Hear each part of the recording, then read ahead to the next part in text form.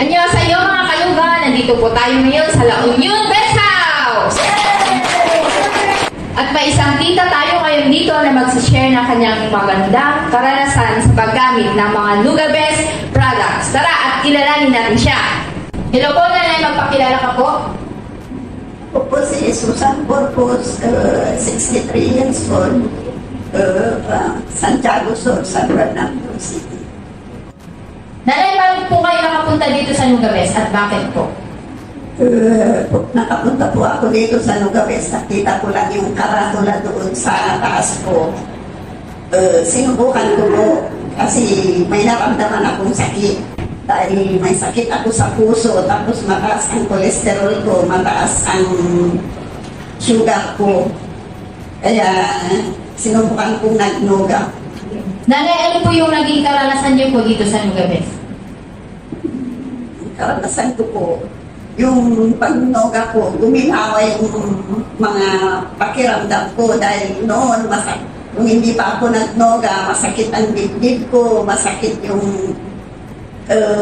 nahirapan akong huminga, tapos parang mahina po ako dahil nga sakit na ako sa puso.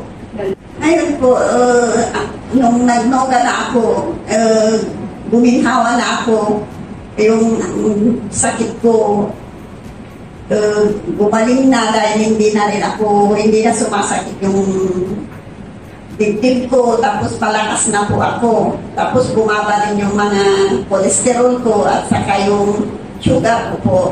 Pati yung sa heart enlargement ko, nawala na rin po sa pagdonoga. Gumaling na po yung heart enlargement ko po. Ano po yung advice po ninyo or masasabi mo po sa mga kapwa niyo po nagnunuga? Masasabi ko lang po, magtiyaga lang sila na magnoga, magtiyaga na magpila para gumaling yung mga sakit-sakit nila. Ayan, maraming salamat, Nanay Susan, sa pagbabahagi mo po ng magandang karanasan po ninyo dito sa Nugabes, lalo po ang paggamit po ninyo sa mga Nugabes products.